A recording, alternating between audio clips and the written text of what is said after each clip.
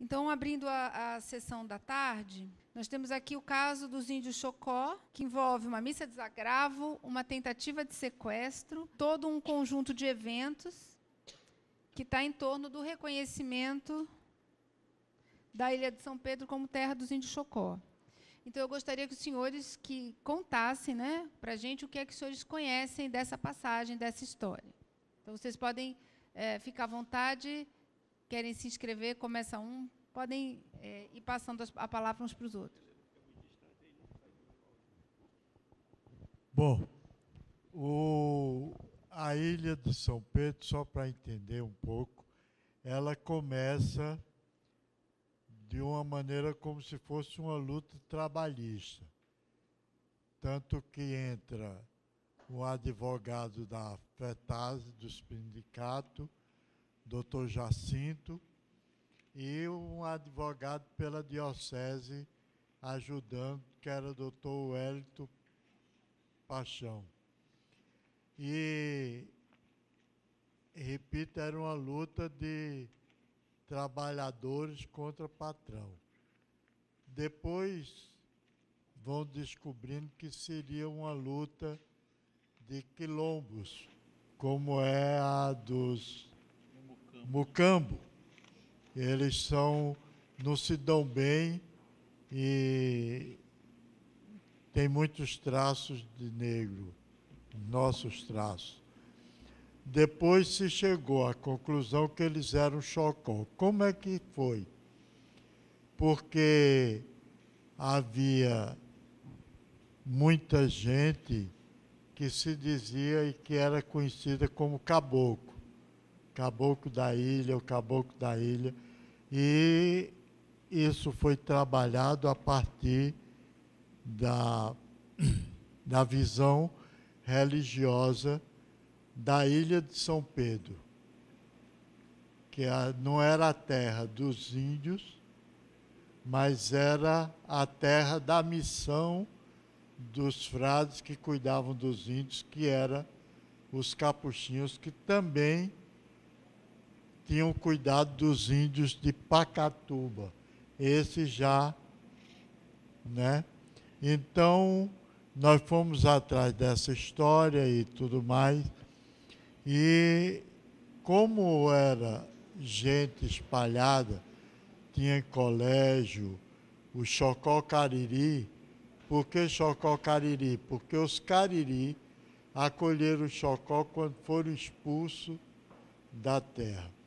Então, a diocese começou no ano de 1978, quando completou 100 anos da estada do último frade, Frei Doroteu de Loreto, começou com a romaria da Caiçara para a Ilha de São Pedro. E isso tomou uma dimensão popular grande. O pessoal achou a ilha linda, ainda estava lá as ruínas do convento, as ruínas da igreja, e as imagens estavam guardadas num lugar, imagens antigas e valiosas. Bom, isso faz com que a notícia se espalhe e o pessoal começa, então, a criar força, e Dom Luciano, sem saber, deu o grande impulso. Ele pegou uma Kombi, junto com Dom José Brandão, e vão buscar os santos da Ilha de São Pedro, alegando que o pessoal não tinha condição de guardar os santos, que já tinha sido carregado alguns.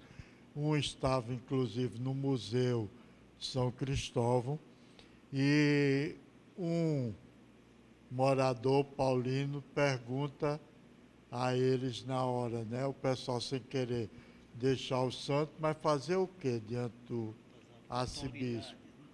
Aí ele pergunta, de quem são esses santos?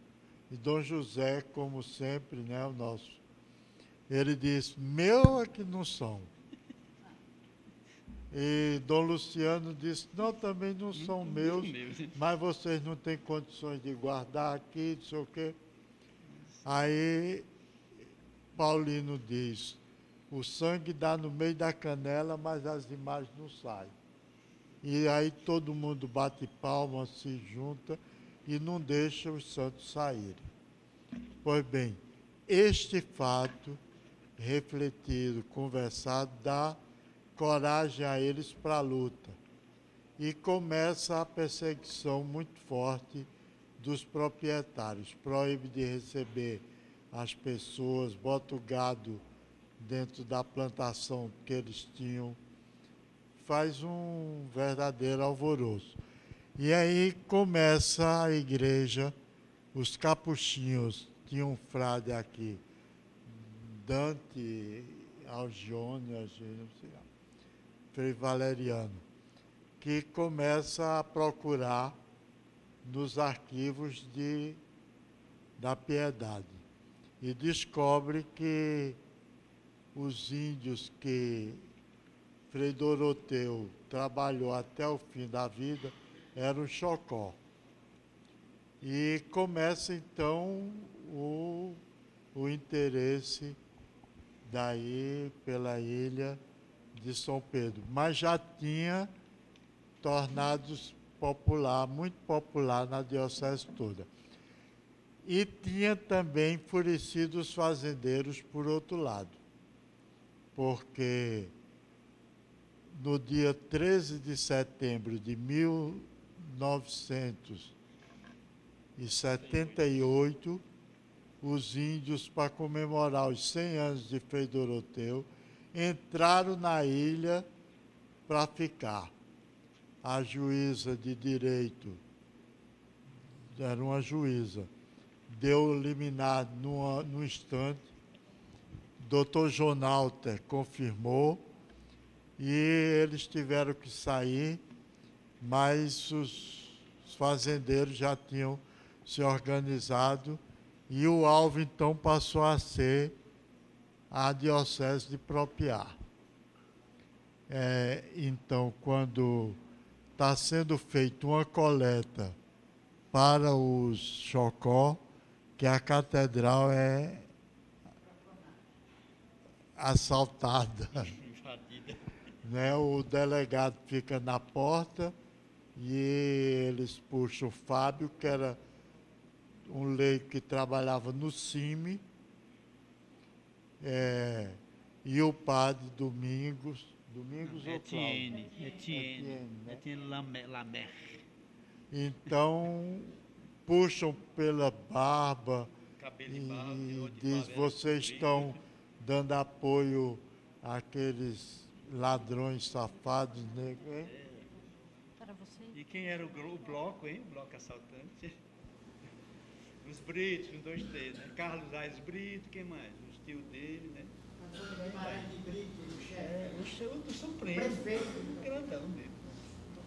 Que era professor da Federal. Aí Só pedir para os senhores falarem nos microfones para a gente poder registrar e todo mundo ouvir. Aí a situação piora, começa na justiça, uma batalha na justiça, e a professora Beatriz Góes dá uma contribuição muito grande, escrevendo um livro, Terra do Chocó. E a professora antropóloga Delvaí vem fazer um levantamento, um laudo antropológico, em que provava por A mais B que eles eram descendentes do Chocó. Então a FUNAI entra e o doutor Evaldo Campos, que era o procurador-geral do Estado, da República, né? Cada estado tem um procurador.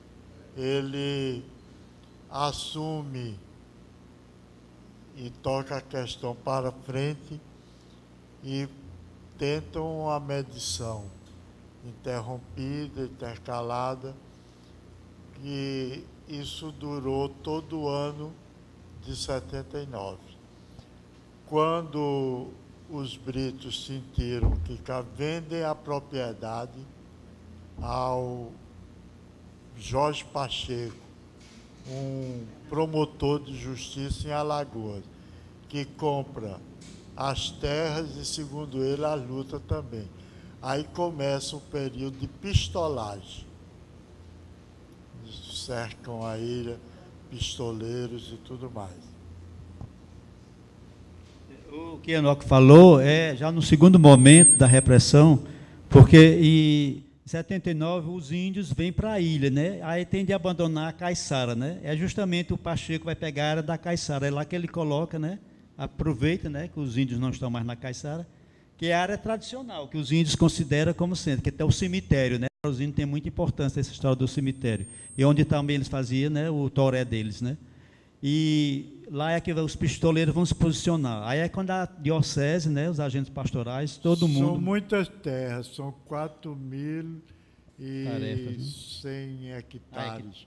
Mais de 12.000 tarefas de terras excelentes. E a Caiçara é uma parte dessas terras. Tem a Fazenda Belém, Marias Pretas e outros lugares. Então a repressão vai ser muito forte e a autodefesa tem de ser praticada, né? Aí é quando as SEBs, né, que estão mais organizadas, vão entrar em ação e até nós, né, a gente chamava os frades lá de Gra Cardoso, vamos ter de arranjar, né? A autodefesa não se faz, né, só com boca, né? Então é as espingardinhas que precisava lá, tudo, até Dom Brandão, o carro do MEV ficou à disposição. E Dom Brandão dizia, nossa, como é? Se a anunciatura souber que o carro do MEP está servindo para isso, digo, não, Dom Brandão, autodefesa é uma coisa, está na Bíblia, veja, né? O cerco de Jericó, aí a gente fundamentava também assim, biblicamente. Aí eu sei que, por um lado, Dionísio, Manuel Oliveira para outro, né? Itabi, né? Tutu com Neto, todo canto que tinha possibilidade, tinha o polo sindical também já, né? Gestação. Então, todo mundo se mobiliza para quê? Para reforçar essa luta, que não é do Chocó, é a luta de todo o pessoal da diocese, né? Do Baixo São Francisco todo, né? Porque a diocese é todo baixo mesmo. E foi muito interessante, porque daí é que começa, né, o pessoal a desenvolver táticas, né? De inventar coqueiro da Bahia, quero ver, né? Aí já sabia, era a senha que vinha o quê? Que tinha coisa estranha na área, né? Quer dizer, o pessoal vai aprendendo, que é na luta que desenvolve né, essa defesa, né? E assim foi, né? E o pessoal vai se impondo também. Agora, qual era a retaguarda que tinha de ser feito? Era comitê de defesa, né? Que já estava, né? O pessoal da universidade junto, né? Com outras pessoas, né? Val e dá isso. Eu e Maria Amélia, que era um agente pastoral que morava, né, na diocese, a gente ia para Nestor Amazonas, que era correspondente da Folha de São Paulo, e também tinha ligação com o jornal, né, o Jornal Nacional, que era a Rede Globo, para dar visibilidade. E tinha o pessoal da Justiça e Paz do Rio de Janeiro, né, que deu muito apoio, quer dizer, uma luta assim, mais articulada. Né, e quem tinha conhecidos, né, aí joga para as outras dioceses, né? Tinha o boletim da diocese também. Por isso que eles falam, né, que é muito articulado, né? Realmente tem. Aí quando acusa a gente, né? Tinha a defesa também, tinha a versão própria. A diocese tinha sua voz própria e tinha de ser a gente mesmo. Nós os protagonistas, ninguém ia dar que outro jornalista viesse e fizesse, né, a versão deles. Não. Botava a fala deles, né, né, quando era citação, botava em A, eu era um dos redatores da voz daqui do Boletim das Comunidades. Então, tinha todo um trabalho bem feito, né? Só que esse tempo estoura, Santana dos Frades, é 79 também, que começa, né, Francisco? Aí, pronto, a gente ficava meio perdido, porque era pistoleiro em Santana e pistoleiro também na ilha. Aí a gente ficava um pouco meio para se dividir, né? Chega, socorre ali, que lá está pior. Fica um pessoal aqui, a gente ficava nesse vai e vem, né? Aí Enoque também é o grande cacique lá da ilha, né? Até hoje é venerado, como sendo o xamã maior, né?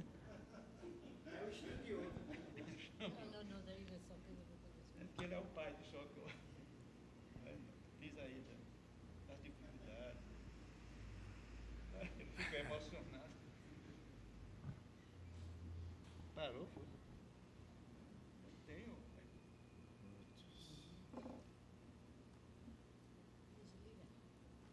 Diga que se foi desapropriado só um pedaço. O pai do Albano desapropriado. O grande momento foi o momento da inflexão da igreja, de escutar, tanto que ela começa a se fazer do tamanho e a devolver a eles o que eles já tinham esquecido que era. Tanto que hoje eles cantavam, se a polícia vier, o que é que nós faz? Era um samba de coco. Morre tudo na bala e ninguém sai. Essa era a mística da luta, né? Junto com o lado religioso muito antigo, do Maria Valeiros. E ninguém ficava parado. As mulheres, quando ia o negócio cercar, era uma ilha mesmo, agora não é mais com a seca do São Francisco. O braço de Sergipe secou, não é?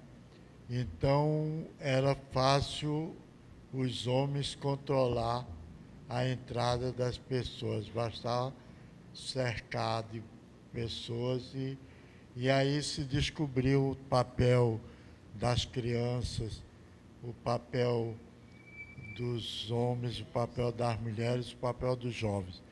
Tanto é que as crianças enfrentaram o tenente Albiégio, que chegou lá com um destacamento para botá-los para fora, dando cobertura oficial de justiça.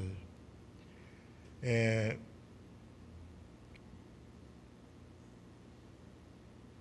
quando a tensão toma pé mesmo, forte, a juíza doutora Aparecida Gama, né, esposa do doutor Moacir, né? Não estou casando ninguém, não. De Augusto Gama, né? Ela dá o veredicto de que os índios desocupem a ilha. E eles tinham já decididos que não sairiam. Dom José Brandão chega, no momento ele não usava klezma nem nada, usava... Então chega numa canoinha e aí cria um alvoroço a chegada dele, porque eles tinham ajudados pelo pessoal das comunidades, decidido resistir. Tinham feito, alguns tinham espingardas, não sei o que lá, quando Dom José chega e diz para eles que veio para, se vão botar os índios para fora, vão botá-lo também. Veio para ficar. E eles preocupados porque o bispo não sabia atirar nem nada, né? E nesse meio termo, o bispo conseguiu se articular, passar essa informação, quando o governador Augusto Franco compra por um preço extraordinário, acerta com os britos, a desapropriação da terra da ilha de São Pedro. Essa desapropriação acontece no dia 7 de dezembro, e os índios vão tomar posse da ilha lá para o ano 80, depois porque a FUNAI ainda não tinha reconhecido a eles como índio. Foi outra luta grande, né? Aí já vem outro momento de organização, que é com o CIMI Nordeste, né, que Fábio Alves dos Santos, que era o coordenador, né, a sede, só tinha FUNAI em Garanhuns, no Recife e Maceió. Aqui em Aracaju nunca teve, né, delegacia, como eles chamam, né, da FUNAI. Então, Fábio fazia essa articulação. E Fábio botava o Chocó para aprender, de novo, redescobrir, reassumir como índio, em contato com Pancararu, lá, né, em Itacaratu, Pancararé, no Raso da Catarina, né, e foi tanto que depois teve a assembleia, né, do regional, foi na ilha de São Pedro, para fortalecer a luta, né? Aí veio Chavante, veio guerreiro com tanga, com pena, Tapirapé, desses contatos. Ó, Dom Pedro Casaldáliga, né, era bispo lá do Tapirapé, quer dizer, servia para isso também. Então veio, né, índios de outras regiões do Brasil e bem mostrando como é que fazia para a retomada das terras dele lá. Então não tinha mais como parar o Chocó, né? Daí em diante foi pena para tudo que é canto, né? O Chocó assumiram mesmo e não foram mais penar, não. Agora foram, né, viver da terra deles, né? Agora recuperar a dignidade. Muito importante como a sociedade se apropriou da luta do Chocó, né? Estudantes, e talvez porque eles são um povo muito artista, cantam bem, tocam bem, vivem a arte da panela. O fato é que Marcelo Bonfim, está aí ainda? Tá, né? Tânia, esse pessoal todinho, o pessoal político, o pessoal da imprensa, havia uma clara simpatia por ele, pelos índios, pela matéria, e qualquer campanha que se fazia, a sociedade participava com entusiasmo e denodo.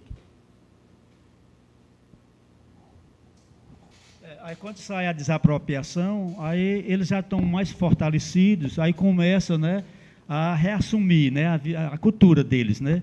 Aí volta a ter Oricuri, que é, né, para alguns povos eles chamam Oricuri, outros já chamam, né, o lugar da Jurema, mas lá na ilha eles chamam mais Oricuri, né?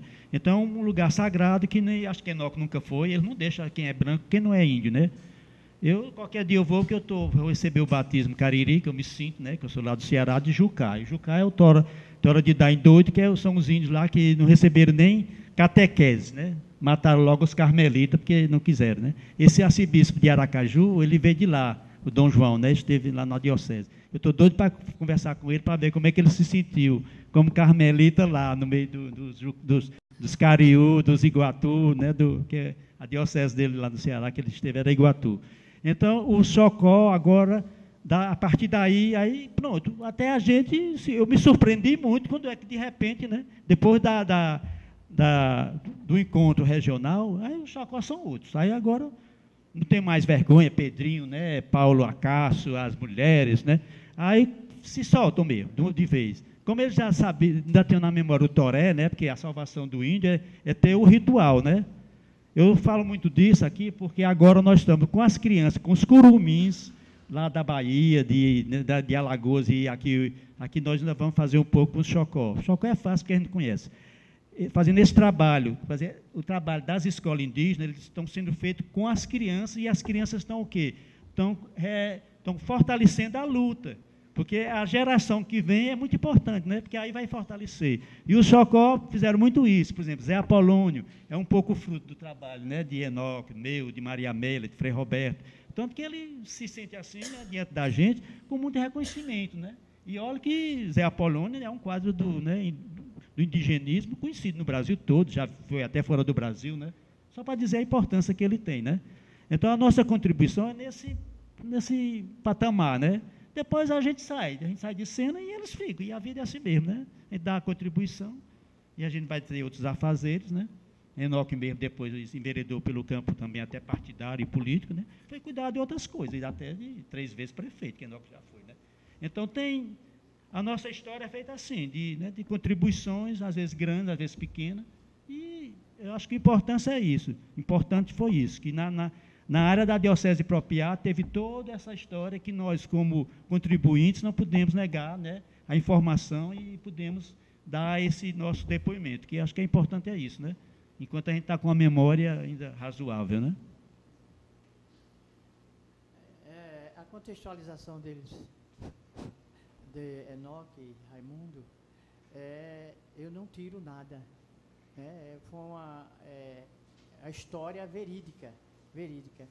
É uma coisa que a gente lembra também, é que a partir do momento que eles se entendem como donos da terra, que por natureza já eram donos da terra, mas que eles se consolidam, né, como o apoio, com o estudo da universidade, dos frades, né, dos missionários, né, que os enfrentantes foi realmente Frei Enoque, Raimundo, Maria Amélia. Esses foram as pessoas que assumiram toda a história dele, né, o estudo, né, antropológico. As comunidades foi que deram a sustentação, né? A ilha se tornou a Ilha das Missões, né? E aí eles foram entendendo que realmente a igreja era uma igreja viva e que estava ali para apoiar a luta dos sofridos, daqueles que ao longo do tempo foram explorados pela família de Antônio Guimarães de Brito, né? Então, tem a questão da profanação da igreja, né? A catedral, né? E a partir daí, dessa ocupação praticamente, eles tentaram tirar o padre, né, e Fábio daquele momento de celebração, né? E não conseguiram, e as comunidades se manifestaram em apoio a esse momento de agravo, fazendo desagravo num dia de domingo, se não me engano, lá em Propriá, onde estavam presentes diversas autoridades, 7 bispos, se não me engano, Dom Helder, Dom Pelé, Dom Fragoso, né? Foram 7 bispos. Os outros eu não estou lembrado, mas bispos que faziam parte do grupo de estudiosos que faziam parte, que mantinham o Nordeste, né? Nordeste 3, Nordeste 2. Né? Então, foi um momento de fortalecimento e de abraços lá a Dom José Brandão de Castro, né? E aos trabalhadores, né? Vieram os trabalhadores de Santana, que estavam também já na luta, vieram para apropriar, né? Para apoiar esse momento de desagravo. Os trabalhadores do sertão, era uma articulação de homens e mulheres, crianças, né, que na hora que uma comunidade estava sofrendo, todos se irmanavam.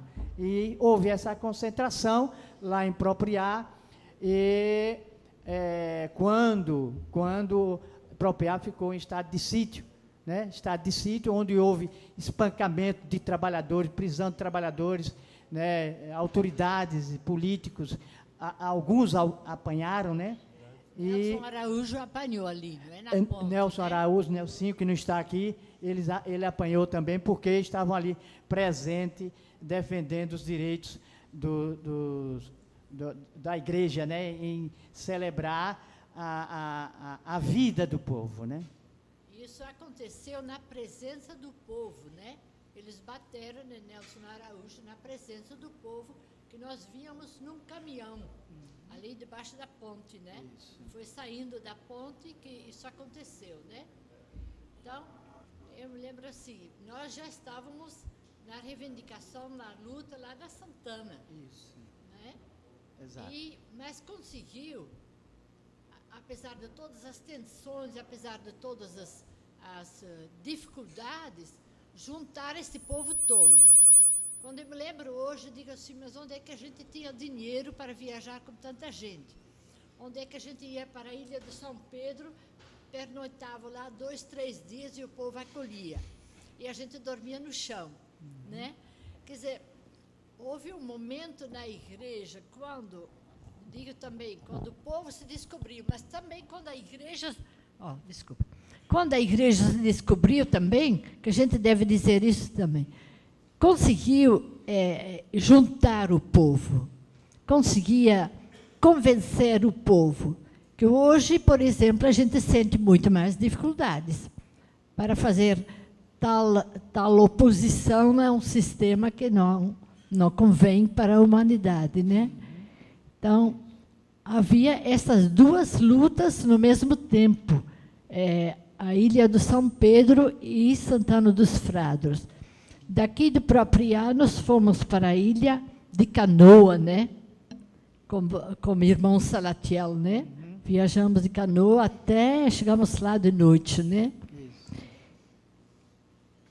A gente recorda com satisfação a participação do povo nessas lutas, que era novidade tanto para eles como para nós, né?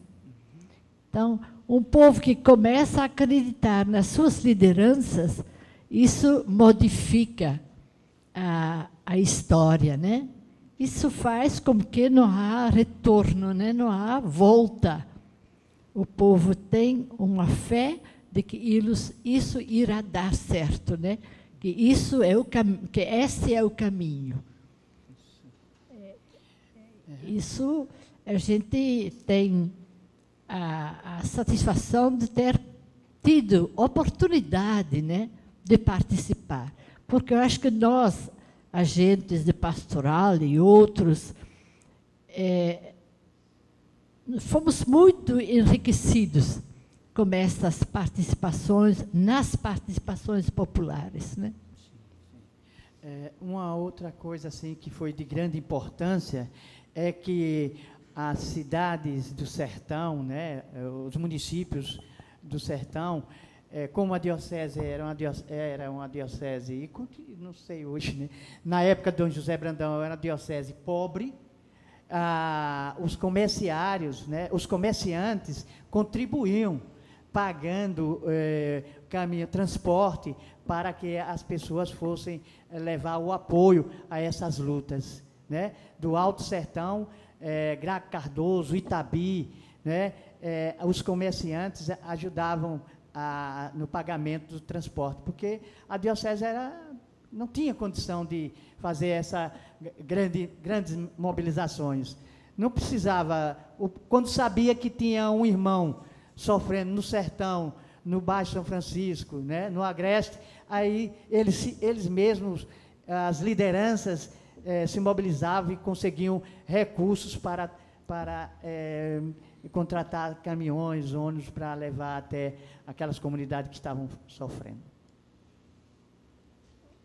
Em relação a contribuição da gente também foi deixar um pouco o Chocó revelar sua cultura. Então, a liturgia católica, ela ia inibir muito, né? Se a gente, que eles, para eles se fortalecerem, então, começou a abrir exceção, por exemplo, tinha o ritual católico, né? Por exemplo, uma missa, né? Mas, ao mesmo tempo, estava lá, né? A Chocó com o sutiã, né? Porque não podia ir sem o sutiã, né? Aí estava lá, com o saiote de palha e o sutiã, né? Porque ficava muito agressivo elas entrarem sem o topless, né? Não dava, né? Porque antigamente podia, os capuchinhos chegavam, tem até pintura, né? Os capuchinhos botando rosário, né? Tem essa pintura, né? Botando rosário nas Índias, com seios despidos, os seios à mostra, o rosário de Nossa Senhora, né? No pescoço dela, para ver se ela se convertia. Mas na hora que ela se convertia, tinha de se cobrir, né? Porque Nossa Senhora é coberta, né? Os mantos cobrem tudo. E estava lá, era muito engraçado, que eu estava lá, os meninozinhos, né? Porque menino sertanejo fica muito à vontade. Estava alguns nuzinhos mesmo, sem cuequinha, sem nada. E os índios só de calção. Quer dizer, uma missa, se chegasse um núncio ali, dizia, essa diocese está totalmente condenada, porque numa missa, né? E depois, né, não tinha jurema, né? Porque não tinha mesmo, que eles não usam, né? Mas tinha, né, todo o espaço do toré, lá dentro, no mesmo altar. E São Pedro era lá, o testemunho, né? Porque São Pedro estava sendo homenageado, tem que ser com toré mesmo, né? E ele era por isso que eu digo que é o xamã que puxava. Agora, né, o ritual de vocês, né? E Dom Luciano, se soubesse disso, né? Acho que aí é que a jiboia ia morder mesmo, né? Mas era hilário. Para mim, eu achava ótimo, né? Porque aí era... E depois, na frente da porta da igreja, todo mundo dava as mãos, né? Não era ciranda, não. Era praça para lá, samba de coco, né? Tudo ao mesmo tempo. O pessoal agora começa, né, a vida, não? Tudo.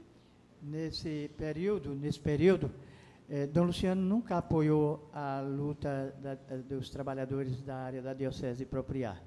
A arquidiocese de Aracaju nunca apoiou. Para fazer contraponto à luta dos trabalhadores da Diocese de Propriá, a Arquidiocese comprou 150 tarefas, se eu não me engano, lá para a Banda do Sul, e colocou famílias de trabalhadores rurais para desenvolver a terra, em contraposição à Diocese, informando na rádio de que estava fazendo a reforma agrária sem sangue. E nessa parte que eu falei, né, da questão da liturgia indígena, até hoje os casamentos, né, Enoque está aqui para não me desmentir, eles vão com os trajes indígenas, na hora lá, né, o padre, né, dá lá a benção, que aqui em casa são os noivos mesmo, no bem, e fazem lá, né, quando o pajé, né, também vai, abençoa, né, a cerimônia do batismo também, né, tem todo um respeito. Eu chamo isso importantíssimo, né, porque se são índios, eles têm de ser tratados como índios, não como, né, um sertanejo, um católico, não, tem de ser a matriz deles, a matriz religiosa deles, do sagrado que eles assumiram. Deixa eu pedir uma gentileza para vocês. Eu gostaria que vocês lembrassem um pouco a memória do Padre Nestor, que aparece bastante nos documentos, inclusive como tendo sido ameaçado de morte, e de duas irmãs, Liege e Salvadora. Vocês têm conhecimento de uma tentativa de sequestro dessas irmãs? Não? Foi com Dom Pedro Casadal pregar o retiro, lá em Penedo. É o seguinte, nesse período, né, quando estava a luta do Chocó de Santana, Dom Pedro Casadalga veio pregar um retiro, só que o retiro aqui da Diocese de Propriá não tinha essa diferença. Não, você é leigo, você não participa, né? Os padres tinham retiro, as religiosas, não, era todo mundo junto, os agentes pastorais. E vinha também os leigos, as famílias, né? Às vezes até criança, porque quando, né, tinha alguma coisa sobre catequese, também tinha o depoimento das próprias crianças. Tinha um momento específico para cada faixa etária. E foi, dessa vez, não foi aqui na Diocese de Propriá, mas foi em Penedo, no convento dos franciscanos. E o Elcio Brito, que era irmão do prefeito daqui, do Tuninho Brito, né? Eu não sei se era capataz, o que é que ele era da capitania dos portos lá em Penedo. Eu sei que lá umas pessoas foram indicar, já tinha terminado, elas moravam, né, em Japoatã, essas duas irmãs, né, que eram da franciscana de Igape, e elas vinham para atravessar o rio para Neópolis para pegar o transporte para vir, né, para Japoatã. E quando elas iam entrar na lancha, aí disseram, não, a senhora não entra não. Ela disse, por que não? A gente vai entrar. Aí vinham outras pessoas, a sorte dela é que vinham outras pessoas ligadas à diocese, aí disseram, o que é que está acontecendo, irmã? Aí desmoralizava, né, se eles tentassem que ia prender um grupo maior. Aí elas disseram, não, estão dizendo que entra, vamos, irmão, vamos entrar. Aí fizeram lá e elas entraram, né? Aí depois se descobriu que era para sequestrar as irmãs, para desmoralizá-las, né? E também afetar a pessoa de Dom José, né? Criar um caso, né? Aí foi descoberto, que tudo mentira tem perna curta, né? Isso também foi, no momento logo, foi esse caso, né? Então, foi lá, os jornais resistem, né? O boletim das comunidades, né? Voz das comunidades, e também a defesa, né? Que tem de denunciar mesmo. Lá no convento foram revistadas bolsas, né? Foram revistadas as bolsas, né? E demoraram lá a falar com os bispos, então, com Dom Brandão e Dom Pedro Casaldáliga, não é? E foi, assim, um momento de muita tensão, né? E, se eu recordo bem, o retiro terminou aí, não é? Porque aí todo mundo foi para as suas casas, né? Porque não era mais o caso de ficar lá juntos, que não tinha mais ambiente e também era, de uma certa forma, perigoso, né? Porque era o fato de Dom Pedro estar ali conosco, né? Esse que era o grande perigo, né? De pervertir a gente mais do que já estávamos, né?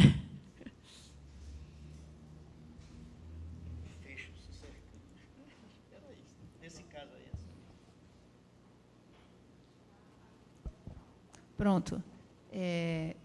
Está aberto? Tem alguém da plateia que tenha mais algo a acrescentar?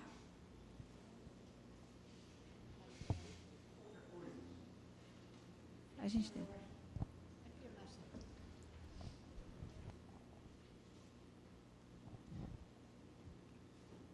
para registrar também. Primeiro, eu quero cumprimentar o pessoal da Comissão da Verdade por ter tomado essa iniciativa de organizar aqui uma audiência pública. É preciso levantar, resgatar a memória da igreja do Baixo São Francisco. Hoje não tem mais a igreja. Hoje não existe mais a igreja dos pobres. Hoje não existe mais no Baixo São Francisco a igreja revolucionária, comandada por Dom Bredão. Ela não existe mais. A gente está sonhando que retorne. E aí, antes de eu fazer uma complementação, eu queria aqui registrar o seguinte: a gente não pode passar batido sem fazer uma saudação ao Dom Bredão, ao Fábio, que foi várias vezes ameaçado pela família Brito e que foi espancado, agredido aqui na catedral, quando o padre Nestor, se não me engano, era o padre Nestor que estava celebrando a missa. Ele era vigário-geral aqui. Era. A família Brito, acompanhado, se não me falha a memória, do ex-ministro do Supremo Tribunal Federal, Carlos Ares de Brito.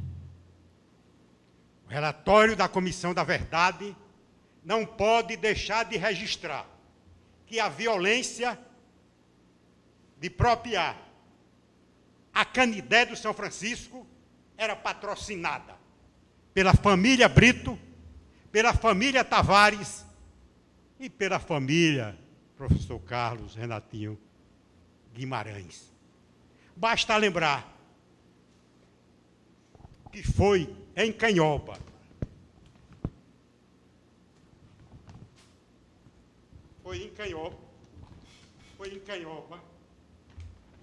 na minha terra, onde eu nasci, e Antônio Guimarães Brito e o seu irmão Écio Brito e o bandido malandra que ainda está vivo até hoje, do juiz Francisco de Melo Novaes, juiz da comarca de Pôr da Folha, tentou agredir padre Nestor, lá em Canhoba, e assassinar o Remy, o francês, que era um técnico agrícola, que tomava conta da cooperativa daquela região. Tem que ficar registrado isso, não pode ser diferente.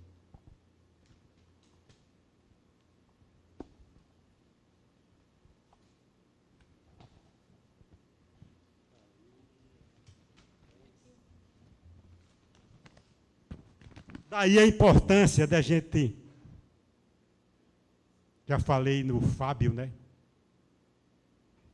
Se ele tivesse aqui, tinha um grande relatório para fazer da violência praticada pelos Brito lá na ilha do Chocós. O nosso Dionísio, que já foi citado aqui, né? Ameaçado de morte em Poço Redondo, sai de Poço Redondo, vem aqui para perto, né, para São Francisco, e morre de graça numa agência do Correio pelos bandidos que iam assaltar a agência.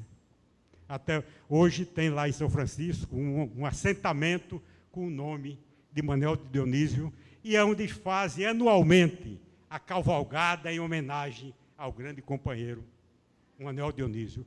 Quando eu digo companheiro, Renatinho, é porque ele foi decisivo também nos anos 80 e 82, na organização do Partido dos Trabalhadores na região de Poço Redondo e naquela região.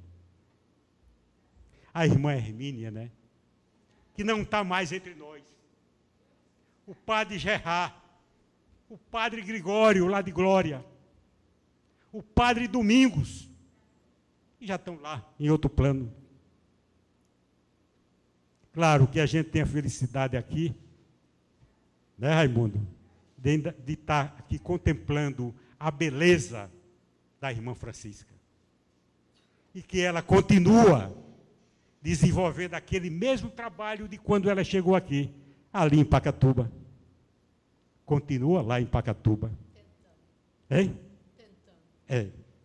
A irmã Marisa, não sei onde é que ela está. Está viva, mas não está mais aqui, não está aqui em Sergipe, né? O Frei Roberto, já se falou aqui, mas é bom registrar. Está vivo, porque teve muita sorte. Que era para matar. Não era só para espancar. Frei Roberto, Fábio e Enoque, que está aqui. E a gente não pode deixar de registrar que resta da igreja do Baixo São Francisco, da igreja de Dom Brandão. Quantos missionários? Irmã Francisca, Frei Enoque, Raimundo, Isaías, que chegou depois, o Frei Roberto, que está lá no Ceará, mas o restante já está lá em outra dimensão, né? Não está mais aqui entre nós. E a gente tem que falar deles.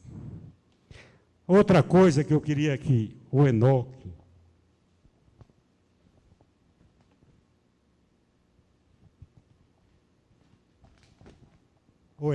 o Raimundo,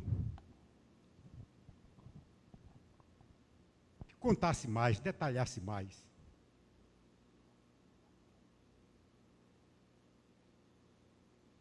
A invasão da igreja, da catedral aqui.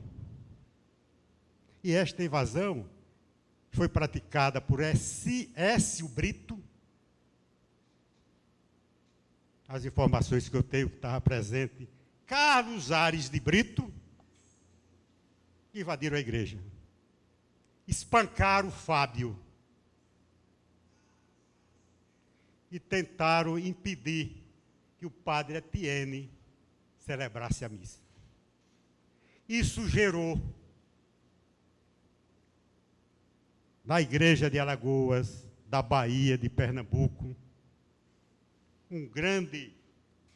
que provocou um grande movimento aqui em Propiá, que foi um abraço que a igreja de Alagoas, parte da igreja de Pernambuco e da Bahia, sob o comando de D. Helder Câmara, vieram apropriar para prestar solidariedade a Dom Brandão e à igreja. É um ato de desagravo. Infelizmente, Nelson Araújo tinha compromisso que ele devia ter ficado aqui para ele contar a história, porque nesse dia, ele, deputado estadual, presidente do MDB, de mãos dadas com um deputado federal, que era Jackson Barreto. Só que Jackson teve necessidade de sair exatamente na hora que o capitão, era capitão, não sei se era coronel Lucas, vinha chegando, pegou o Nelson Araújo, deputado, imagine que ele era deputado estadual, algemou e levou preso para a delegacia. E bateu em Nelson, está ali, o deputado estadual. Isso não foi no auge, nos anos mais quentes, Renatinho, da ditadura, não. Isso foi em 1982, quando já se discutia nesse país a tese da distensão política, quando já se tinha o decreto de anistia nesse país. No entanto, um deputado estadual, que estava numa manifestação de solidariedade à igreja de Propiá, é preso, algemado e torturado porque apanhou. É grave isso, tem que ficar registrado isso. Aí eu queria mais detalhes sobre isso, né? Que a gente passou aqui nessa questão, né? A gente disse que foi en passant, né? A outra coisa é a questão da tentativa de sequestro das irmãs lá de Penedo, já foi colocada. A prisão. E olhe que Santana dos Frades, o dono de Santana dos Frades, quem era, Renatinho? Bosco França, né? Deputado federal, coincidentemente eleito com os votos e tendo como cabo eleitoral, infelizmente, foi eleito, tendo como cabo eleitoral, o atual governador do estado, que foi Jacques Barreto, que votou nele para ele ser deputado federal na época. Encerrando aqui, veja, como eu estou aqui louvando a iniciativa da Comissão da Verdade, ter feito aqui essa audiência pública, vamos fazer, professora, lá em Aracaju. Por que não fazer também instância? Porque ainda temos lá um ex-prefeito que foi preso e cassado. Já aqui a gente não tem nem o deputado estadual, que era o Cleto Maia, nem temos o prefeito, que era Geraldo Maia. Mas instância tem. Então, fazer uma audiência pública lá e a de Aracaju para encerrar, quem sabe, os trabalhos da Comissão da Verdade. Eu faço só uma observação. E é uma sugestão à comissão. Daqui de Propiá tem que ficar o registro de que os responsáveis pela violação dos direitos humanos, pelas agressões, pelas tentativas de assassinato e de perseguição aos trabalhadores do Baixo São Francisco, era patrocinado, comandado pelas famílias Brito, Tavares e Guimarães. Tem que fazer o registro. Isso tem que ficar registrado. Esse aqui é o verdadeiro resgate da memória do povo do Baixo São Francisco. Como também, no estado de Sergipe, a Comissão da Verdade já tem conhecimento disso, tem que ficar um relato verdadeiro de quem comandava no estado de Sergipe a violação dos direitos humanos, a perseguição às esquerdas, aos comunistas e aos movimentos populares. Na época, Enoque, existia 2 grandes grupos políticos, da UDN e do PSD. Da UDN, comandado por Leandro Maciel. Do PSD, comandado por José Hollenberg Leite e o seu irmão, senador, e sua família.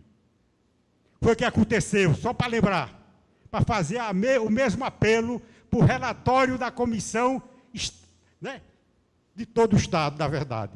Que fique lá registrado que quem matou o trabalhador na praça pública, de quem bancou os processos de torturas em Sergipe, em 47, o assassinato de um trabalhador na frente do Cinema Rio Branco. Foi assassinado pela cavalaria. E um dado para a comissão procurar. Tinha um deputado do partido, Armando Domingos, que foi cassado em 47. E na hora que ele viu esse trabalhador ser baleado, assassinado, no chão, foi tentar proteger ele, Lauro Porto,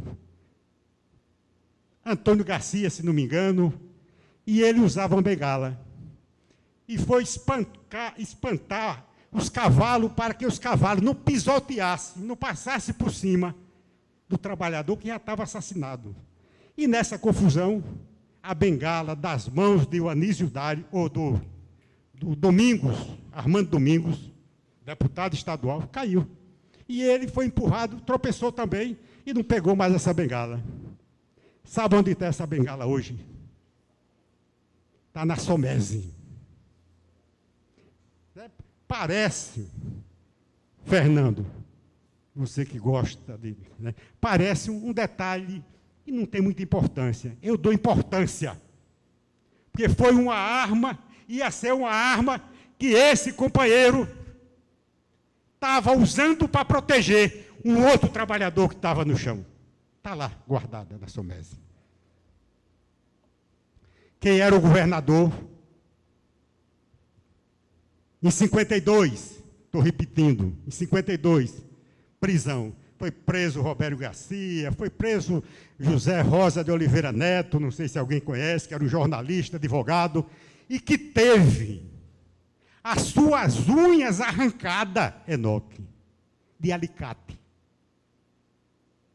E foram presos, sabe aonde? professora, na antiga penitenciária, aquele prédio bonito que hoje não funciona mais, que eu tenho certeza que no relatório vai fazer uma sugestão ao governador de transformar aquele prédio, no memorial. Que ali teve presos também, Enoque. Os companheiros poceiros que lutavam pelas terras lá em Santana dos Frades foram presos e foram colocados nesta penitenciária. No relatório, sugestão para o governador. Mas essa repressão, quem era o governador? Era do PSD. Operação Cajueiro. E essa foi violenta, né? Eu não vou contar a história das torturas, né? Mas essa foi violenta. Quem era o governador? Era o mesmo governador, só que diferente. Em 47, ele foi eleito na eleição de 46. Mas em 76, ele era governador biônico escolhido pela ditadura. José Hollenberg Leite. Em 52, onde arrancaram desse companheiro as unhas de alicate, o governador era Arnaldo Garcês, do PSD, eleito com o apoio de Zé Leite. Aí a gente conclui, a violência no estado de Sergipe sempre foi patrocinada pelo grupo político do PSD. Isso, Fernando, tem que ficar registrado. Tem que ficar registrado no relatório da Comissão da Verdade. Portanto, eu encerro pedindo aqui uma salva de palmas para o que resta da igreja do bairro São Francisco, comandada por Dom Brandão, e são esses três que estão aqui.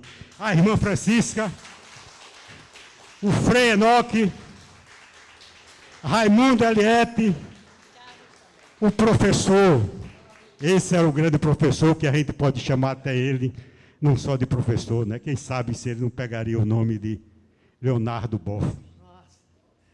Né? E o Frei Roberto, tem mais alguém? Padre Isaías.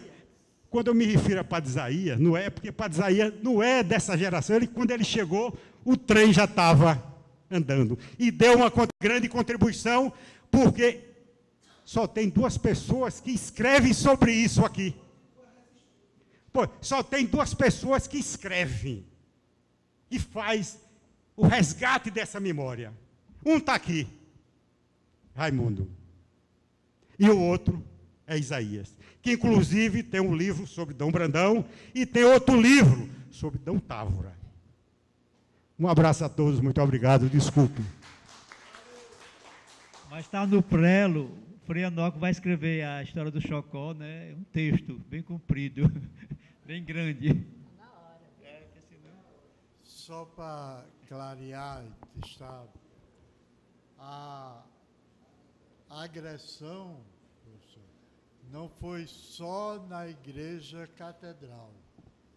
Houve agressão e interdição, por causa da agressão, à igreja de Canhoba.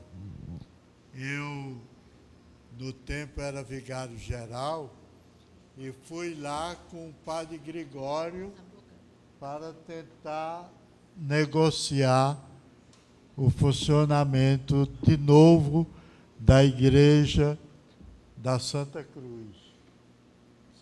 Tinha sido, hein? O Santo Cruzeiro.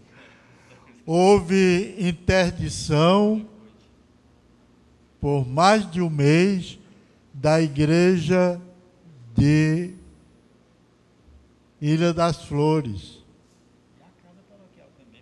A casa paroquial foi cessada, ocupada, ficaram com a chave e não quiseram devolver.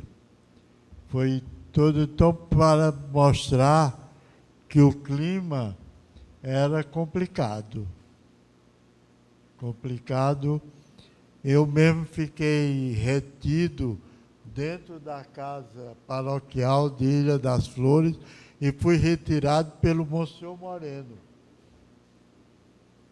porque a ordem era de me deixar lá dentro, nem fazer nada e ver quantos dias de fome e de beber água eu aguentaria. Porque estavam insatisfeitos. Houve ameaças em Brejo Grande.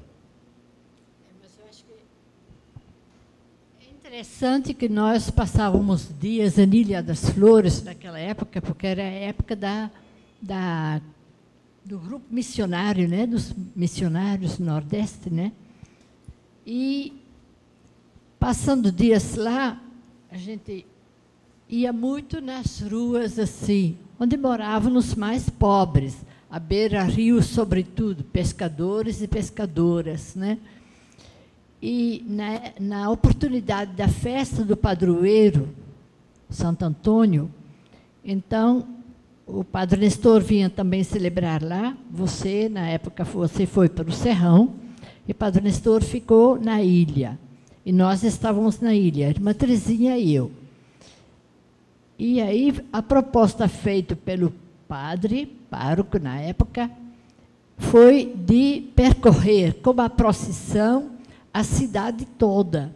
Também esta beira-rio, onde tinha muitos pobres e prostitutas, e as pessoas mais marginalizadas, finalmente, pela classe do centro da pequena cidade, né?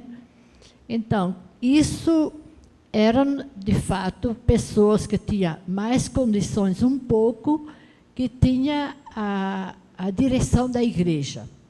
Só não mandava no padre porque ele não deixava, mas queria muito, né? E então, a proposta feita de andar em todas as cidades não foi aceita por este povo burguês, né? O burguês, entre aspas, né? Que não tinha rico assim, mas tinha pessoas que tinham mais posses, comerciantes. E então, esta insatisfação, em parte, talvez, por não entender tão bem a proposta, que era novidade, então, é que não nasceu uma tensão muito forte entre aquilo que nós queríamos lá realizar e aquilo que o povo imaginava como a presença de missionários lá. Então, esses donos de igreja, entre aspas, de novo, né, começaram assim a incitar o povo, os pobres mesmo, né, a se opor ao nosso trabalho e finamos sermos obrigados a sair, né?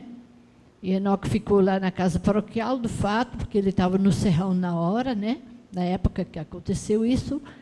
E nós, então, a gente teve que sair também. Ele ainda recebeu umas pedradas, né? Mas nós conseguimos sair assim, sem maiores incidentes. Mas, quer dizer, esta é uma igreja que não conseguiu aceitar e assumir esta igreja que nós estávamos tentando implantar, né? Então, quando o povo dizia, né, o trabalho das irmãs é rezar o terço, né? É rezar o terço. Então, quando a gente começou a fazer outra coisa, senão isso, então, acho que a estranheza foi muito grande e também isso mexia com as pessoas que tinham um pouco de posse, né? Porque, de fato, a gente tinha que denunciar a exploração, né, a opressão, tudo aquilo que era irregular e injusto lá, que acontecia, né? Também, só para encerrar, a catedral, ela há duas ações violentas. A primeira, por conta de uma coleta que estava sendo feita à Ilha de São Pedro, de Padre Etienne e Fábio, e entram, puxam para a barba de Fábio, esta primeira, comandada pelo tenente Edmundo, e a segunda, no momento de um ato de reparação a esta primeira, assalto. Que estava muita gente, é nessa que estava presente os bispos do Nordeste, estava presente o deputado Nelson Araújo, outro, e é nesse momento também que são presos 7 trabalhadores de Santana dos Frades, incluindo o Curinha e tudo mais, levado direto para a penitenciária. Cria aquele rebuliço, todo mundo, os carros são impedidos de chegar até a igreja, e a situação só se acalma um pouco quando Roma manda para ver a situação de Propiá a doutora Marina Bandeira, da Comissão Justiça e Paz, da Pontifícia Comissão Justiça e Paz. Ela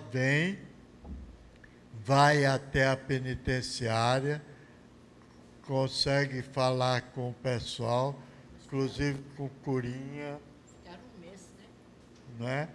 E esse pessoal ficou um mês, a irmã Terezinha, a irmã Francisca está lembrando, ficou um mês. Então, tem muita coisa que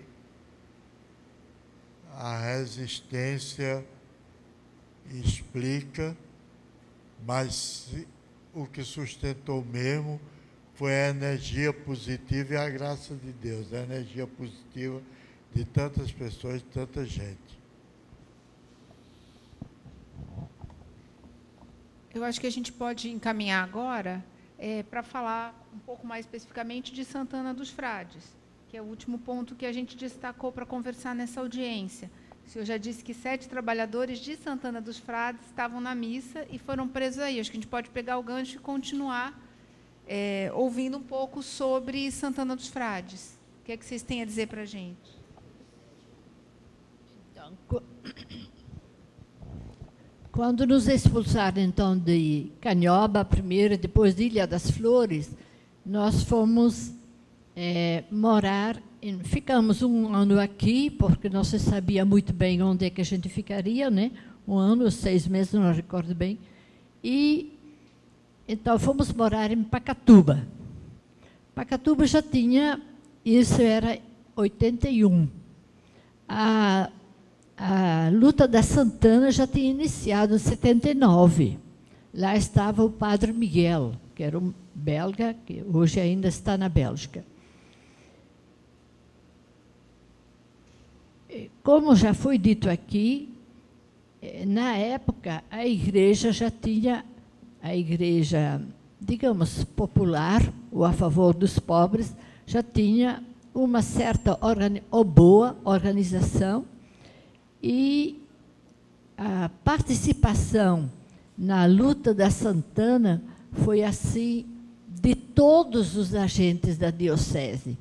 Quem estava bem a favor, sim, quem estava menos também participava, porque Dom Brandão escalava, né, os agentes para se fazerem presentes durante uma semana, alguns dias ou mais tempo lá.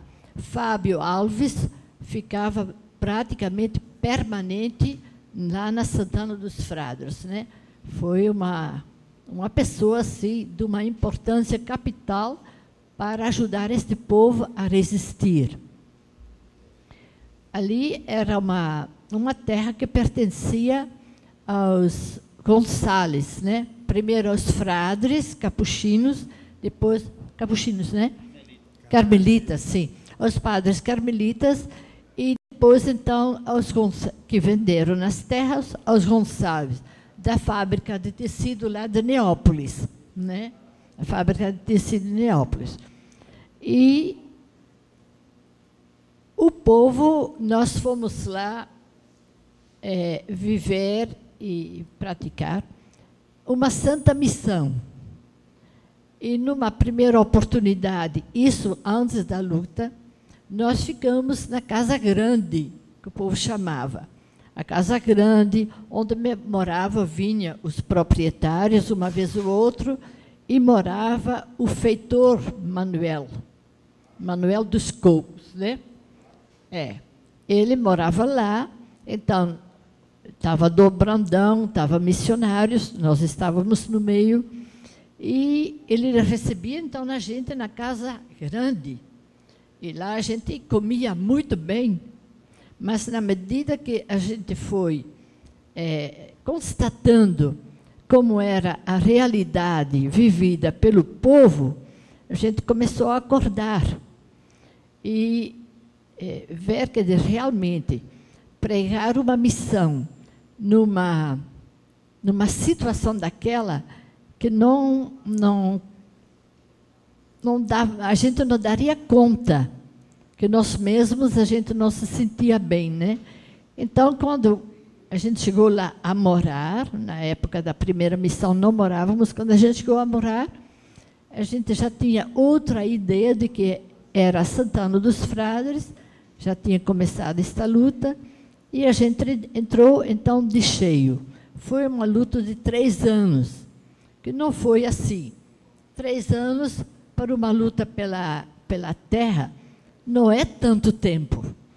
Não é tanto tempo. Quando a gente vê outras lutas depois, como Lagoa Nova, né? Foram 5 anos e depois mais não sei quantos, né? Em tudo, 16 anos, né? Mas isso veio depois, começou em 91, Lagoa Nova, né? Mas então, na Santana, a gente dormia debaixo das árvores, comia o que lá se tinha, coco, água de coco, algum peixe, às vezes.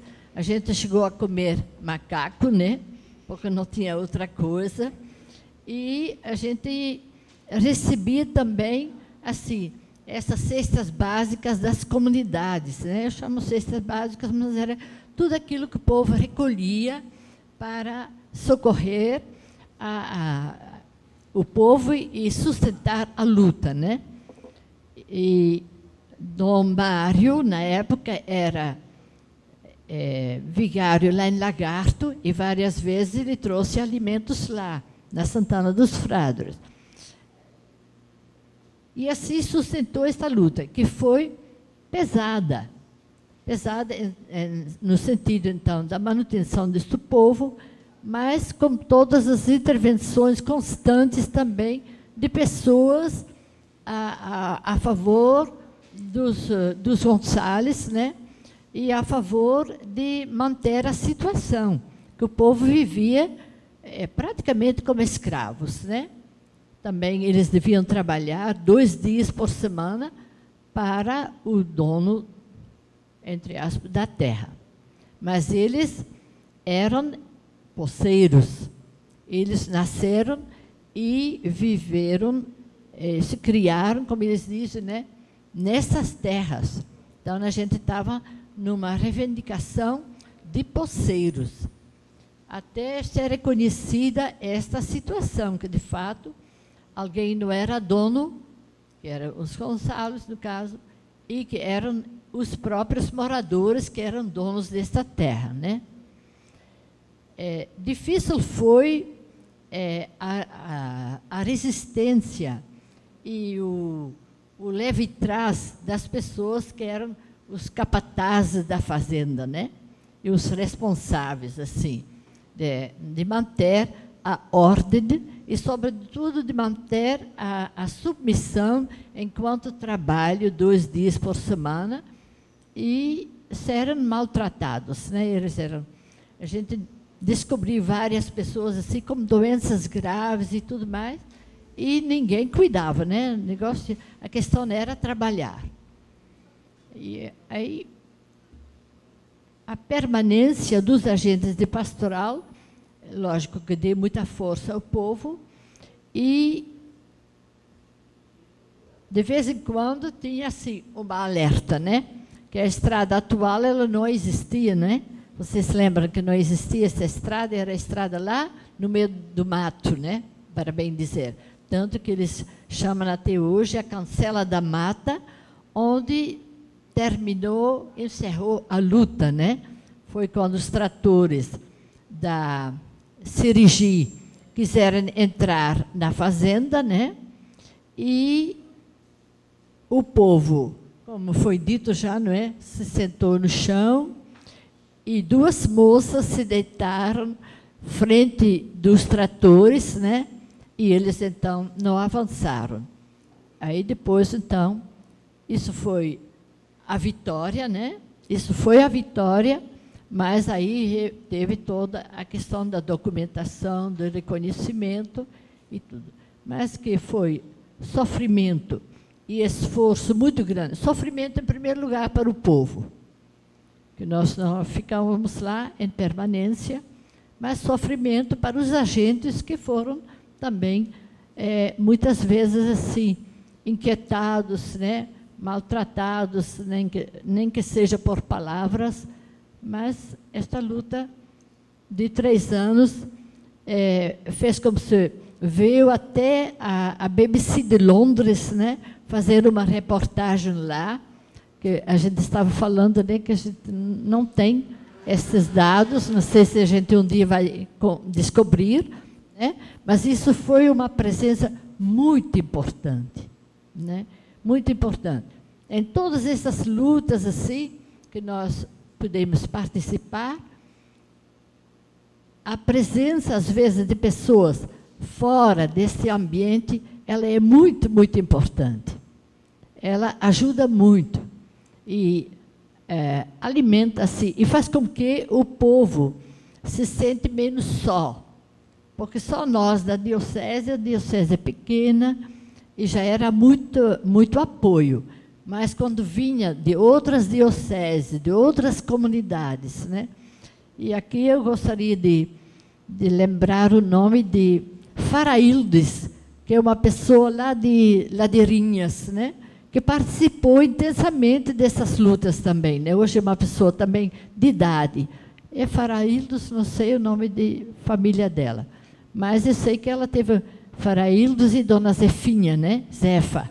São pessoas assim, pessoas importantes para uma luta popular e que enfrentaram dificuldades, né? Porque às vezes iam os caminhões com os mantimentos e alguém parava no meio da estrada, né? Houve também aquilo que o Frei Enoque salientou ali.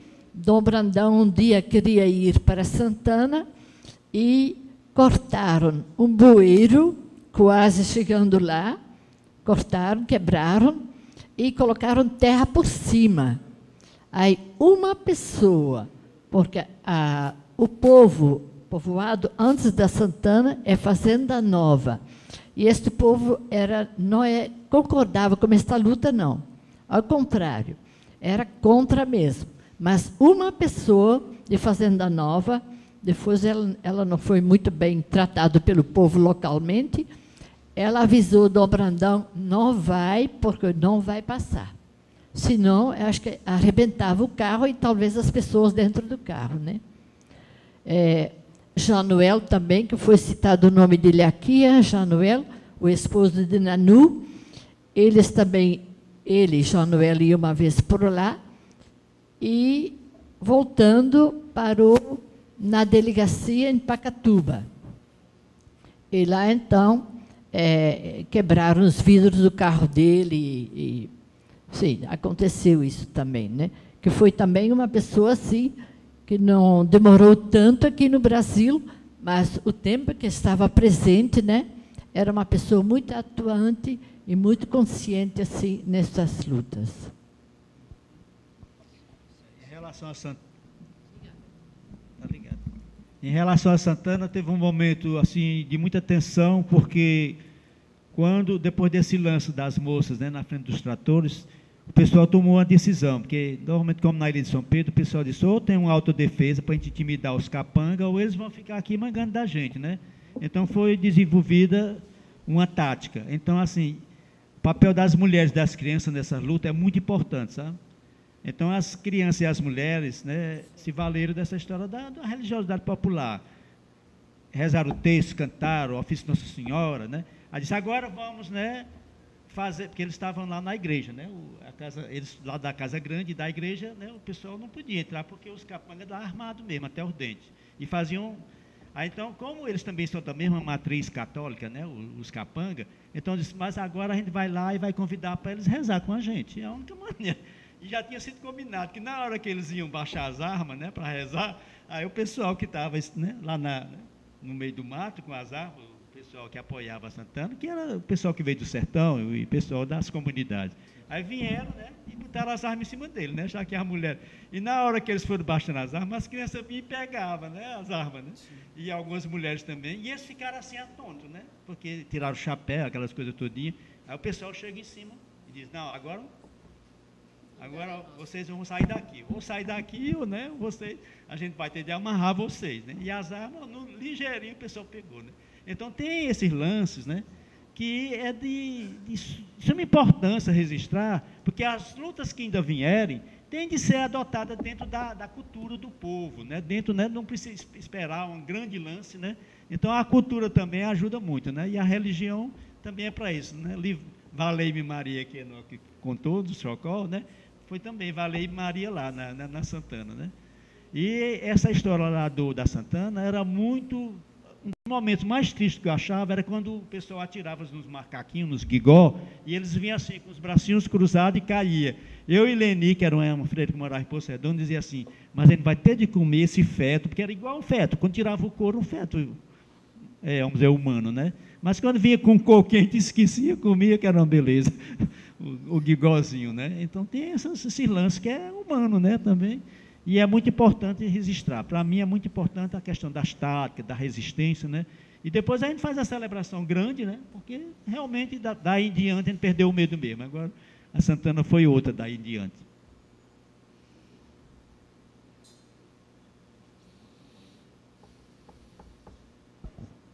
Pois não.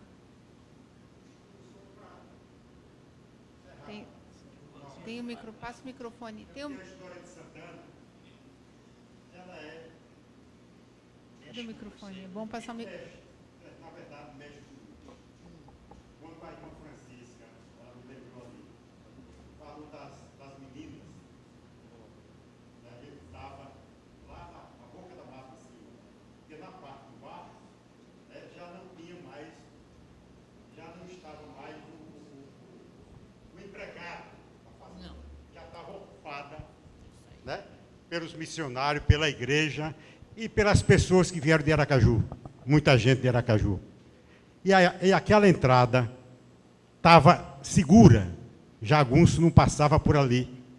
Porque quem estava ali tomando conta era Janoel e Fábio, né? E estavam tomando conta e preparados para reagir. Né? Iam lutar a depender da necessidade que tivesse da forma de luta. Mas tinha a entrada lá em cima, que tinha as máquinas que ia entrar para esbagaçar com tudo. E aí eu me lembro, Enoque, e quando eu me lembro, fico... Quando o Dom Brandão, desse tamanho, né?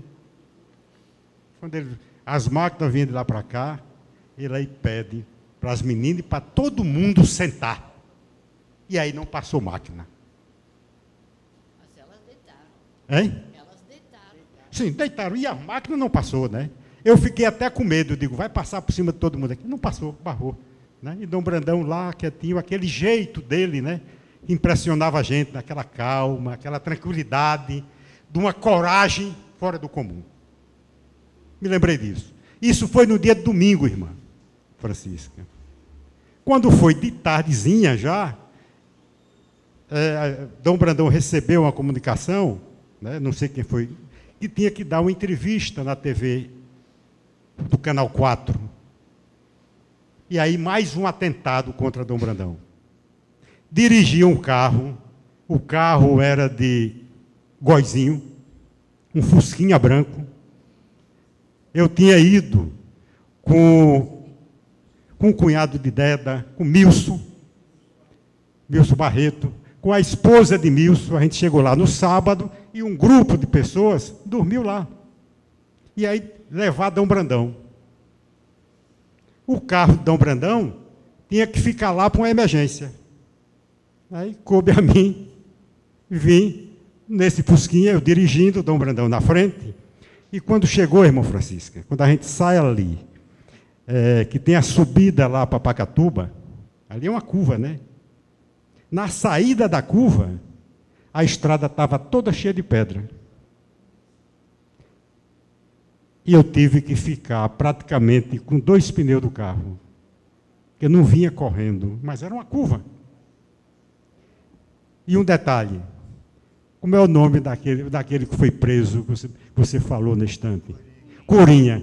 Curinha me deu e a Milson um garrafão de cachaça. Né? Você sabe que virou, né? Aí nessa curva, o garrafão virou. E aí Dom Brandão, com toda aquela calma dele, né, olhou assim para mim e disse: meu filho, este carro é a álcool ou a gasolina? E eu não respondi. Quer dizer, foi mais uma tentativa de assassinato. Não a mim, sabiam que era Dom Brandão que estava passando ali, né? Quer dizer, mais uma, né, que eu testemunhei. Era só para complementar. A outra coisa, é uma sugestão que eu quero fazer à irmã Francisca, a Enoque, a Fábio e a Comissão da Verdade. Tem um assentamento lá em Poço Redondo, dos anos 84, 85, né? Que encerrou mais ou menos 84, 85, Barra da Onça. A experiência, Enoque, eu já disse lá, quando a gente foi para lá comemorar os 30 anos do assentamento Barra da Onça. A história de luta dos poceiros de Barra da Onça não pode ficar só na Barra da Onça. A gente tem que contar essa história em todo o estado de Sergipe, porque foi uma grande experiência. E é um assentamento que até hoje está dando certo, está lá funcionando. Tem algumas, mas está lá funcionando. Era preciso também ouvir o pessoal da Barra da Onça. Ouvir o irmão Guido, que participou também em Barra da Onça. E tanta gente lá, né, Raimundo? Precisava ver a questão de Barra da Onça também. Professora, não vou pedir mais R$2.000 de tempo mais não. Pois não.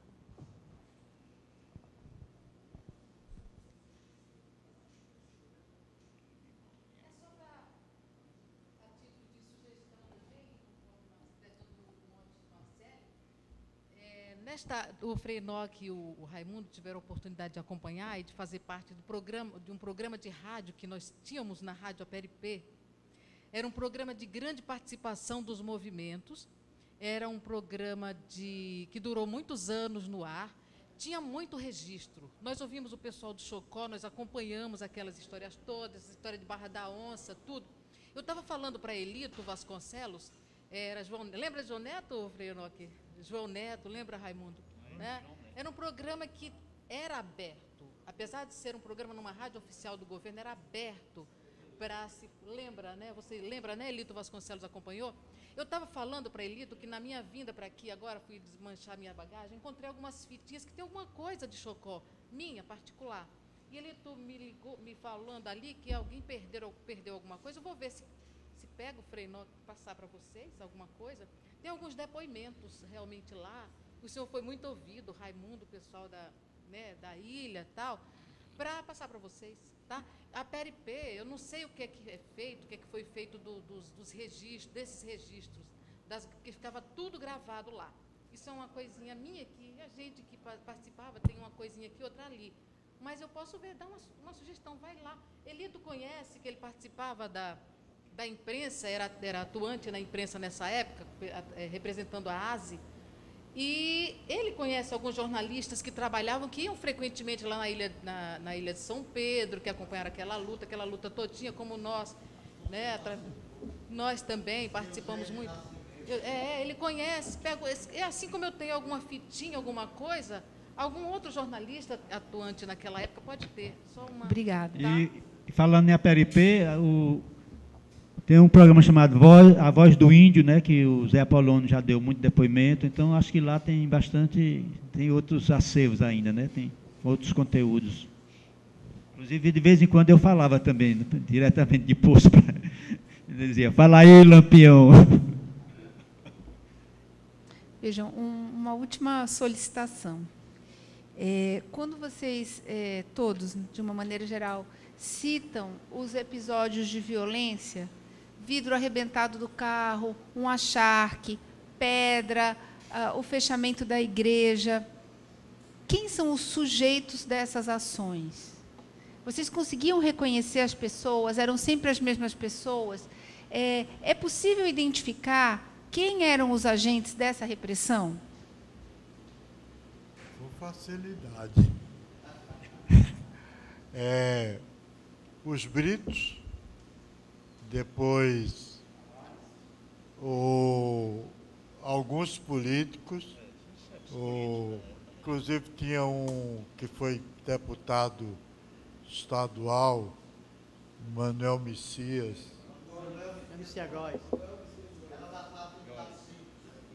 Que depois se torna deputado federal. Ele teve uma participação. Exatamente. Se dizia, né?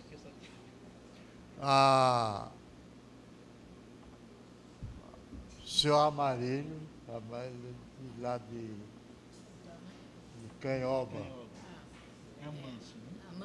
Amâncio Guimarães. Na ilha, o prefeito, Pacheco, o pessoal do Araticum, Jorge Pacheco, o pessoal do Araticum, na pessoa, sobretudo, dos filhos do seu Elpídio. A polícia, eu já citei aqui, Tenente Costa, é ele que comanda a derrubada, e com esse espetáculo, bota o pessoal em cima, no meio da estrada e gritando, ei boi, vacas, e derrubando, misturando a farinha com sal e tudo mais, né? Que mais? O Tenente Esmeraldo, o Tenente Obiégio.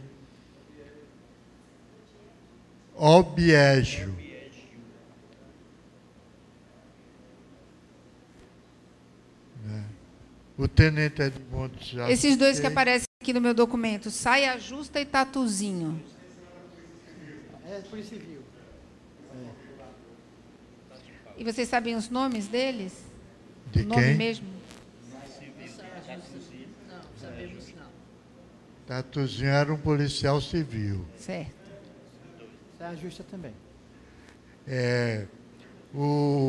Hoje conselheiro, naquele tempo deputado, Ulisses Andrade, inclusive escrevia, chamava os Miracapilos de Propiar. O prefeito de Ilha, né? Como era o nome dele? O prefeito de Ilha. Como era o nome do prefeito de Ilha, Renato? Era Brito também, né? Não, prefeito de Ilha das Flores. O Ronaldo é agora, né? É o pai do Ronaldo. Por favor, pessoal, eu peço para que vocês falem nos microfones para a gente poder registrar e ouvir. Eu estava perguntando a Renato quem era o prefeito de Ilha das Flores na época, porque ele colaborou muito, né? Era Calixto, né? Mas eu não lembro mais o nome. Hoje é o filho dele que é prefeito, Ronaldo Calixto, né? Pai do Ronaldo Calixto. Então, ele apoiou aquelas pessoas que tinham um pouco de posse, e foram essas pessoas que fomentaram esta situação nossa lá na Ilha das Flores, né?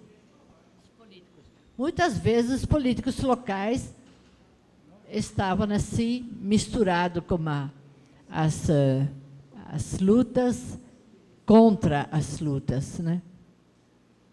Agora, todos esses encontravam apoio na justiça. Isso é importante.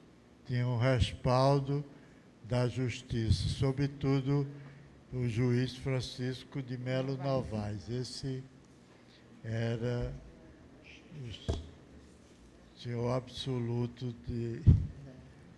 Pronto, está tudo registrado aqui. Pois não.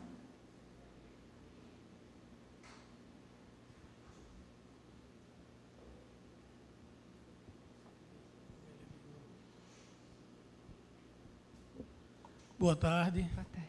Eu sou Adeval Marques, sou graduado em História e trago uma pequena contribuição, um depoimento que nunca me saiu da cabeça, em memória do meu saudoso pai, Nildomar Fernandes, aqui de Propiá, meu amigo Gil, meu amigo Frenoque. Nós somos sertanejos, lá do Cajueiro, região de Poço Redondo. Chegamos aqui nas Canoas de Toldas, em 70, na época da construção da ponte. Meu pai, um simples trabalhador, braçal. Na verdade, na época, um ajudante de pedreiro, carpinteiro, Nildomar Fernandes. E, naquela época, eu tinha 3 anos de idade. Fui crescendo aos poucos, mas o militarismo já estava, a ditadura já estava em curso da deploração humana, do ser humano pelo próprio ser humano. Eu me lembro que eu estudava no Cesário Siqueira já com a idade de, me salvo engano, parece-me que eu tinha aí já quase 13 anos, 11, 13 anos, só fazendo as contas. Mas eu me lembro de uma certa feita que eu subi ali pela ladeira do hospital, relatei isso até para nosso amigo Dr. Luiz Eduardo Costa, quando ele me deu o livro Os Ícones de um Terremoto, que tem aqui o amigo. Eu subi ali com o papai de manhãzinha pela igreja, pela ladeira da esquina ali de Sebastião, Renato. E um camburão verde, 5:30 da manhã, pegou um jovem casal, o rapaz, me lembra até que ele tem um cabelo esvoaçado, Frenoque, do tipo de Marcelo Deda, os óculos de grau redondos, do mesmo jeito que Deda usava. Com a tiracola de lado, e a menina, companheira dele, que vinha de mãos dadas, 5:30 da manhã, com a tiracola de lado, bem tipo dos estudantes da época, aquela tiracola de lado, aquilo ali, mais ou menos aquilo ali. E ali na esquina de Sebastião, Renato, talvez você possa lembrar, porque eu tento ver as pessoas que têm isso em registro e em memória, mas ninguém sabe dizer, inclusive a Murilo, nosso amigo. E pegaram o Gil, eles dois, 5:30 da manhã, e começaram a esbofetear ali na esquina de Sebastião e botaram dentro do camburão, de maneira tão rude que eu me lembro que a perna da menina bateu assim na placa assim de entrada, e ela gritou, e eles desceram e pronto. Aí eu fiquei olhando e papai apertou a minha mão e disse, vamos, saiu puxando, e entramos ali, não chegamos nem a concluir a subida da ladeira, entramos uma rua antes. E em casa, talvez isso foi que me impulsionou a fazer história. Professor, talvez tenha sido isso, porque eu fui criado nesse ambiente imaginário, e num ambiente de história, mas de vivências.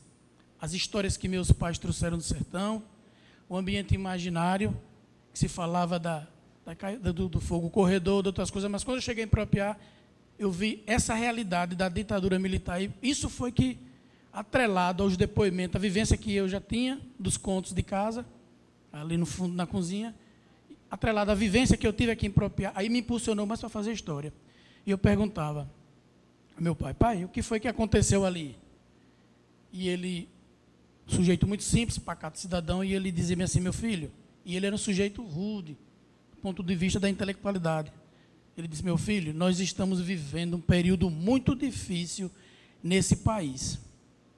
Meu pai, Nildomar Fernandes. Nós estamos vivendo um momento muito difícil nesse país. E eu espero que vocês, a geração de vocês, consigam mudar isso. Ele não disse assim, Renato Frenol, com essas palavras. Mas o que como ele passou, ele quis dizer em síntese a frase assim, que nós estávamos vivendo um momento muito difícil nesse país. Essa frase ele disse. Mas que esperava que nós mudássemos esse cenário, era a esperança dele. E aí eu lembro de um primo meu que vocês relataram aqui, Dionísio, meu primo de sangue carnal, parte de mãe, lá de Poço Redondo, que morreu de uma forma trágica e, graças a Deus, não foi pelas garras da ditadura. Albiégio, que o senhor falou, não sei se é Albiégio lá de Poço Redondo, é também não, né? Que é primo meu, Tenente Albiégio. É ele? Também outro primo. Hoje é advogado. Então, veja bem, Renato, por uma parte, um ativista que defende, por outro lado, um que, em função da profissão, né, professor Gil, tinha que fazer o trabalho. Mas eu finalizo dizendo o seguinte, eu estava aqui conversando ali com um professor ali no canto, em Mozart. O que mais me impressiona, eu não tenho medo de dizer isso, sujeito de 49 anos, firmado na minha concepção de ser humano, como professor, formador de opinião, tento ajudar. O que mais me impressiona nisso, hoje em dia, é ver o financiamento de uma família da cidade que me acolheu. E aí, no meu livro, A Solidão do Baixo São Francisco, que eu estou concluindo, eu preciso dizer que esse pessoal não vem bem, que é a família Brito. Eles não vêm bem no meu livro. Porque perpassa por eles toda uma situação de financiamento disso aqui no Baixo São Francisco. O povo do sertão, eu não tenho medo de dizer isso, meu povo do sertão sofreu esse tempo. Meu pai sofreu isso, como apenas uma testemunha ocular. E assim, o que me impressiona, o que eu estava dizendo a ele, é que, recentemente, a gente vê um general, que não teve nenhuma punição do exército atual, se manifestar e dizer que se o executivo, se o legislativo, se a política brasileira não tomar conta da situação, eles podem voltar. Vendo o depoimento de vocês aqui, a gente até se emociona, porque vocês viveram essa época, as torturas, as perseguições, e ver que diante de um sistema que, felizmente, está falido, nossa política, a gente vê os militares dizer que possibilidade de voltar ao poder. Nós não podemos aceitar mais isso. No Brasil, não. Ditadura no Brasil, jamais. Nós precisamos gritar contra. É isso que vocês estão fazendo. Eu finalizo dizendo que espero que disso tudo saia alguma coisa. Que desses depoimentos, que todo esse material aí sirva para alguma coisa. Sirva para as gerações futuras entender o que é a nossa história triste, financiada por uma elite que nunca quis sair do poder, mas que, felizmente, tivemos algumas falhas também ao chegar no poder. Mas que a história de vocês não foi em vão e que vocês devem sim ser lembrados com o título do livro, Os Ícones de um Terremoto. Boa tarde, muito obrigado, esse é o meu depoimento.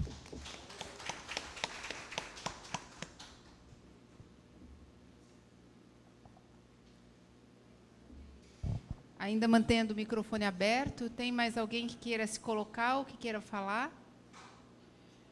Eu, Carlos. Pois não, seu Carlos. Ainda em Santana dos Frades, como a irmã Francisca e todos presentes da diocese falaram, que Dom José tinha escalonamento de trabalhadores e agentes de pastoral para determinados dias, para rezar, para animar a comunidade lá de Santana dos Frades, enquanto ao lado estaria um grupo de jagunços com parte dessa comunidade. Parte da comunidade estava com jagunços, que o dono da fazenda mandava alimentos, né, para dividir, e conseguiu dividir essas famílias. A família que estava apoiando dentro da igreja e a família que estava lá numa casa nas famílias, eram primos que estavam de um lado e de outro. Eles conseguiram dividir as famílias para enfraquecimento da luta. Nesse dia, nós estávamos lá, quando nós chegamos para dar esse apoio, nos encontramos com a tropa de choque do Estado, que tinha um prazo de até 4 horas da tarde, se os trabalhadores, os trabalhadores donos da terra não desocupassem a terra, não é? Algo aconteceria de diferente. Dr. Luiz Rabelo Leite, Dom Luciano e outras autoridades do Estado, Dr. Luiz Rabelo Leite era o presidente, se não me engano, do Tribunal de Justiça, se mobilizou junto ao governo do Estado, né, enquanto nós estávamos aguardando esse prazo, até 4 horas, se não chegasse uma resposta de suspensão da saída dos trabalhadores da terra, às 3h30 da tarde, o coronel, ou era capitão, começou a separar o joio do trigo. Quem é você? Fulano de tal. Diocese, passa para aqui. Você, MEB, passa para aqui. Você, tal lugar, passa para aqui. Trabalhador, para esse lado.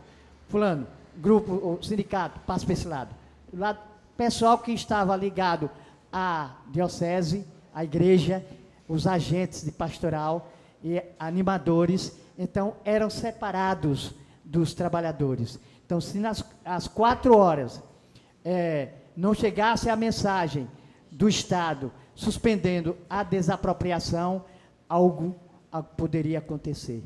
Então, para o bom entendedor, a gente sabe que é no momento que se fazia essa divisão de águas, né,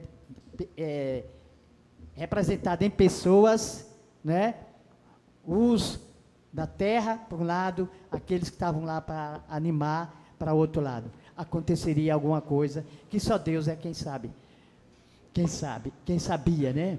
E, felizmente, chegou a notícia de suspender a desocupação da terra pelos trabalhadores.